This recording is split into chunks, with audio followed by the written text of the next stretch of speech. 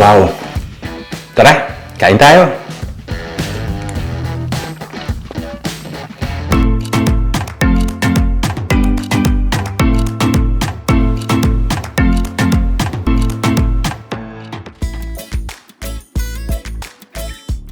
Welcome sa Panlasang Pinoy! Magluto naman tayo ng tofu bola-bola soup with miswa at patola. Samahan natin ng garlic butter shrimp. Para sa ating sinabawang tokwa, ito yung mga ingredients na gagamitin natin.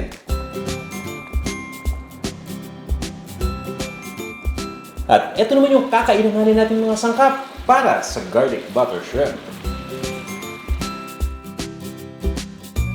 Kaya kung handa na kayo, tara, sabay nyo na ako magluto. Guys, sobrang excited ko nung magluto kaso naisip ko, sandali, kailangan i-prep ko muna lahat ng mga ingredients para tuloy-tuloy na yung pagluto. Kaya yan, hiniwa ko muna yung sibuyas. Maliliit yung hiwa ko dyan ha. Tapos yung daon ng sibuyas, ganun din. Pinaghiwalay ko yung puting part dun sa green na part. Yung puting part kasi, igigisa yan. Tapos yung green na part naman, actually no, dalawang hiwa yung gagawin natin dito. Itong bunch na to, ng daon ng sibuyas, maliliit yung hiwa ko dyan. Dahil parte yan ng meatball. Actually, hindi pala meatball yun, ano, tofu ball. Parang meatball kasi yung itsura ng pagkakagawa niyan eh. Tapos niyan, yung isa naman yung second batch ng sibuyas, which is this one, yan naman yung para dun sa mismong sabaw. So, ganun pa rin, pinaghiwalay ko yung puting part dun sa green part. Pero pansinin niyo, yung paghiwa ko dito sa green part, medyo mahaba. Dahil nga, part ito ng sabaw. Hindi natin to ihahalo dun sa meatball ingredient. Pero pagdating sa carrot, part ito ng meatball ingredient. Kaya imi-mince ko rin ito. Actually guys, no, iba-iba yung mga technique natin sa pag-mince sa carrot. Pero manually, ito yung pinakamadali para sa akin. Hinihiwa ko muna yung carrot diagonal. Tapos, hinihiwa ko yun into matchstick pieces. Yung ginujulian, di ba? Yung pampansit na hiwa. Once na maging ganun na, tsaka ko pa hihiwain ng maliliit yan. Para sa akin, mas simple, mas mabilis. Kayo ba? Paano kayo naghihiwa ng carrot para mas maging maliit? Or kung talaga nagmamadali kayo at may food processor naman, ilagay nyo lang sa food processor para mas mabilis, diba? Hindi pa kayo mahihirapan. So yan, okay na tong carrot. Tapos pagdating nga dun sa tokwa, yung tokwa kasi dito nabibili na nakabalot na, no? Actually, kahit saan naman yung tokwa nakababad sa tubig yan. So may water content talaga. Pinipiga ko pa yan, tapos pinipress ko pa yan sa paper towel. Gusto kasi natin yung tokwa as much as possible matanggal yung water content. Tapos mamaya gagawin na natin yung tofu ball, no? Papakita ko sa inyo kung paano ko ginagawa. Napakasimple. So okay na itong tokwa, itabi muna natin. Nilinis ko na yung hipon dyan. Itong hipon para sa garlic butter shrimp ito ha. So nahugasan ko na yan, tinanggal ko na yung antena. Itong pinapakita kong method sa inyo ng pagtanggal ng bituka or pag-devein, yung toothpick method. Yung pinakagitna lang ng shrimp, tinutusok ko. Tapos sinusungkit ko na kagad dyan yung bituka. Dahan-dahan lang yung paghatak ha. Para nang sa ganun, sumama yung lahat ng bituka. Dahil kapag binilisan ninyo yan, baka maputol yung bituka, sayang, tutusukin nyo na naman yung hipon. Yung isang method pa dun sa mga previous videos natin, kung saan nakikita ninyo na ginugupit ko yung likod ng hipon, yung shell lang, diba? Tapos once na nag-open na yung shell, sinusungkit ko ng tinidoro yung bituka, pwede nyo rin gawin yun. So yun guys, ituloy lang natin yung paglinis sa hipon. Importante, malinis na yan. Hugasan natin ulit pagkatapos, tapos okay na to. Yung next naman guys, yung patola naman yung pre-nep ko. Itong lemon, hiniwa ko lang to sa gitna. Ihahalo natin yun doon sa garlic butter shrimp. Okay na yan. Pagdating sa patola, gumagamit ako dito ng vegetable peeler. Mas madali kasi sa akin gumamit nito, mas mabilis pa. Makapal kasi yung balat ng patola, di ba? At dapat yung vegetable peeler niyo yung matalas ha. Otherwise, mahihirapan kayo sa pagbalat. O yan, once na mabalatan na natin yung patola, hinihiwa ko lang yung crosswise. So, ganyan kasimple lang yan. Kung gusto nyo kapalan, bahala kayo. It's all up to you guys. Tapos, itabi na natin tong patola. Ready na to. O yan, halos ready na lahat ng mga ingredients natin. Next naman, ito na. Itlog. So, ito na yung cooking process ha. Binit ko lang itong itlog dahil gagawa na tayo dito ng tofu ball. So, ito yung parang meatball counterpart. Pagdating dito sa tofu, kina-crumble ko lang. So, parang feta cheese lang yan. So, crinumble ko ngayon umpisa manually, pwede ninyong ituloy, no? Or para mas mabilis, gumamit ako dyan ng tinatawag na potato masher. Kung meron lang namang available. Kung wala, tinidor, pwede. Katulad niyan, di ba? So, yan, i-mash lang natin yung tofu or i-crumble lang natin. hanggang sa mahalo din mabuti dun sa egg na na-beat na natin Tapos yan, ilagay na natin yung ibang mga ingredients pa. Kinuha ko na dyan yung carrot na na-mince natin at pati na rin yung daon ng sibuyas. So kita nyo naman, di ba, napaka-nutritious ng ating ginagawa. Wala pang meat yan. Tama-tama to dun sa mga bawal sa meat or talagang ayaw lang muna kumain ng meat for the time being. Tapos tinitimplahan ko lang yan. Salt at ground black pepper lang. At nasa sa inyo rin kung gaano karami, di ba? Dahil yung iba sa atin medyo hindi pwede sa maraming asin. So ilimit nyo na lang yung inyong salt na intake. Pagkahalo nga mabuti, kumuha pa ako ng isang itlog dahil nga feeling ko kulang. Para talagang mag-bind yung tokwa. At pagdating nga doon sa pag-beat ng itlog, sa gitna na lang binit yan guys, no? Basta importante mahalo lang natin mabuti. At pagkatapos niya, naglagay naman ako nung all-purpose flour. So, harina lang na ordinaryo yan. Nakakatulong din syempre yung harina para mag-bind, no? So, kung wala kayong harina na available, pwede kayong gumamit ng breadcrumbs. Kung wala kayong breadcrumbs na available, yung tasty bread, kung may natira dyan na pang-almusal, di ba? Pilasin nyo lang, tapos ihalo nyo dito. Basta importante sa pagpilas ng tasty bread, guys, yung talagang maliliit. Tapos haluin nyo lang mabuti. Kung iisipin niyo parang pareho lang talaga sa regular meatball. Ang pagkakaiba lang tokwa gamit natin, hindi ground pork or hindi ground beef, di ba? So, ito na yung pagkakataon para gawin natin itong balls. Gagawa muna ako ng isang malaking ball habang kinocompress yung mixture natin. Kinocompress ko yan para nang sa ganun mas madaling i-form into balls na maliliit. Tapos, nag-inarte ako ng konti, nilagay ko yan sa isang resealable bag. Tapos, may dipindot-pindot pa ako nalalaman bago ko i-roll. Actually guys, pwede nyong gawin yan kung trip nyo lang. Kung hindi, mag-scoop lang kayo dun sa mixture kanina. Tapos, i-roll nyo. Pwede din, di ba? At pinirito ko na nga yan. Piniprito ko lang yan sandali hanggang sa mag-brown lang yung outer part. Mga siguro 30 seconds hanggang 1 minute. Tapos, balik ta rin na lang natin itong ball. At para dun sa mga umiiwas sa mantika, no, pwede kayo mag-air fry nito. I suggest na mag-brush lang kayo ng konting mantika sa labas ng balls or ng tofu balls natin bago ninyo ilagay sa air fryer. Tapos i-air fry nyo lang hanggang sa mag-start na mag-brown. Okay na yan. Hindi naman natin kailangan lutuin hanggang kaloob-looban dahil ihalo natin ito sa sabaw mamaya. So mas maluluto pa siya kapag nandun na sa sabaw dahil papakuluan pa yan. So once sa ganyan naka-brown, ang ginawa ko dyan, tinanggal ko na dito sa ating lutuan. Tapos tinabay ko lang muna.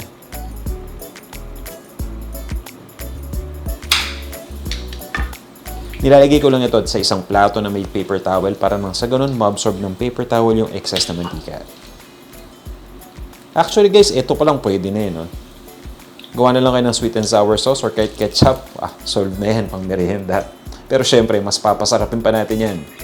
Gagawin natin sabaw yan mamaya. Okay na to. Ngayon naman, habang naluto na yung ating tofu balls, intermission muna tayo.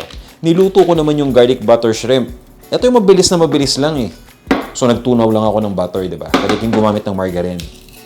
Tapos, yan, kinuha ko na kagad yung bawang. So, minced garlic or i-press nyo lang yung garlic na katulad nito. Tapos, niluluto ko lang yung bawang hanggang sa mag-brown na.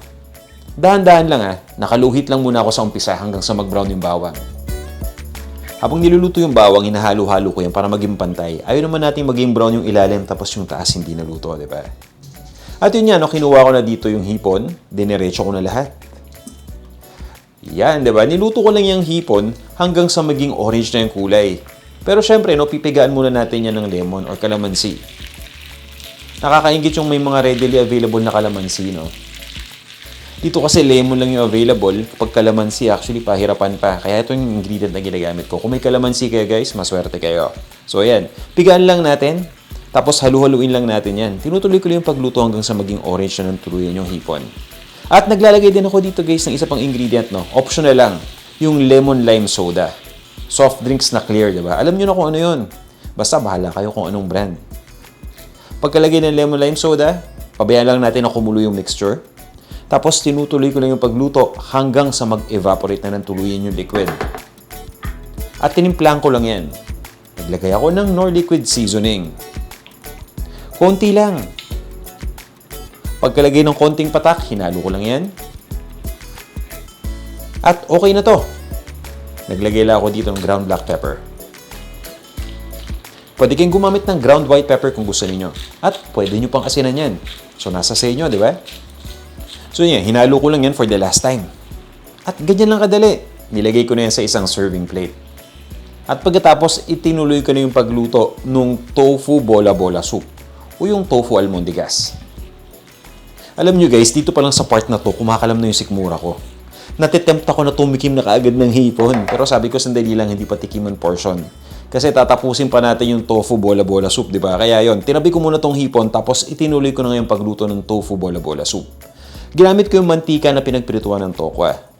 Diyan natin igigisa yung bawang at yung sibuyas. Hindi ko alam no kung kayo pareho din, pero pagdating sa mga sabaw na katulad nito, mas gusto ko yung bawang, yung talagang binabrown. Alam niyo yun, yung tipong tostado? Ang sarap kasi ng tostadong bawang sa mga ganitong klaseng sabaw. Naalala ko tuloy yung chicken sotanghon soup, di ba? Ang sarap nung kapag tadtad ng bawang.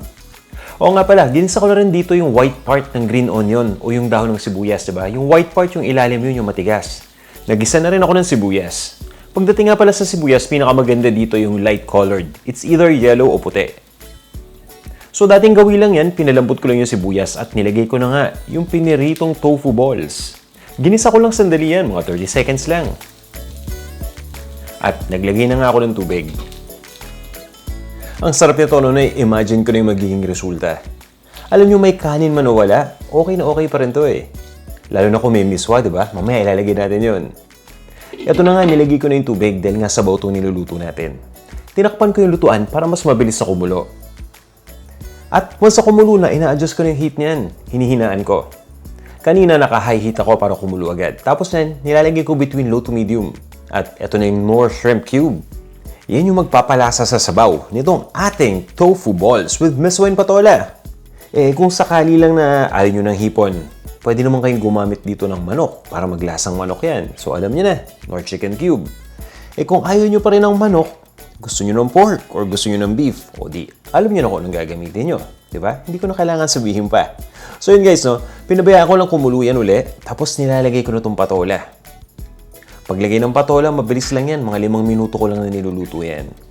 Ang importante dito sa patola, lumambot na to. So ngayon tinitingnan natin yung gitna ng patola, no? Kulay puti pa. Kumbaga solid na solid. Malalaman ninyo na luto na tong patola kapag malambot na to. At yung kulay ng gitna, medyo translucent na. Kumbaga hindi na puting-puti. At makalipas ang 5 minutes, eto na. Ilagay na natin yung miswa. Pagdating sa miswa, sundan nyo lang yung nakalagay sa recipe. Huwag yung damihan masyado. Dahil kapag mas marami yung miswa na nilagay natin, baka naman i-absorb lahat niya yung liquid o yung sabaw. Baka maging pansit yan. Sige kayo, di ba?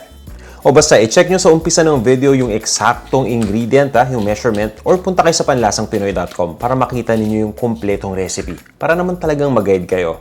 So yun nga, tinimplahan ko na yan. Naglagay ako ng patis at ng paminta. Para dun sa mga hindi nagpapatis, pwede kayong gumamit dito ng toyo or ng asin. At guys, hindi pa tayo natatapos dito dahil may optional ingredient pa tayo. Kung gusto nyo lang naman.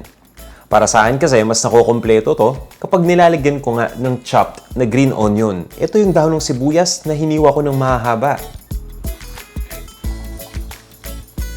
Kung may extra kayo na tostadong bawang, pwede nyo pang ilagay yan, o diba? Mas magiging masarap yan. Okay na to. Nilipat ko lang sa isang serving bowl. At ito na yung ating tofu almondigas o yung tofu ball soup with miswa at patola. At ang ating garlic butter shrimp.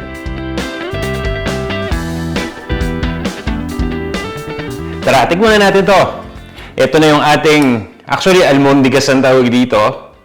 So instead na meatball, tofu balls ang ginamit natin. Diba? Para healthy naman, so wag muna tayong mag-meat for today. Pagdating naman sa tokwa, alam nyo naman na may protein content yan, diba? Tikman na natin. Cheers! Saktong lasa. Lasang-lasa ko yung shrimp sa sabaw. Tapos ito naman tokwa. Tikman natin. Ang ganda ng texture. Nagme-melt talaga sa bibig mo. So hindi nyo kailangan nguyain ng mabuti. Tama-tama to dun sa mga medyo hirap ngumuya, di ba? So guys, dito pa lang sa ating tofu balls na may miswa at patola, panalo na tayo eh. Ano pa kaya kung meron tayong garlic butter shrimp? Kanina pa ako nananakam eh. Wow.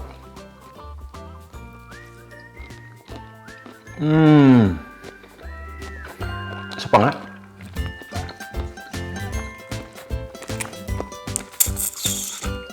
Wow. Napakalasa.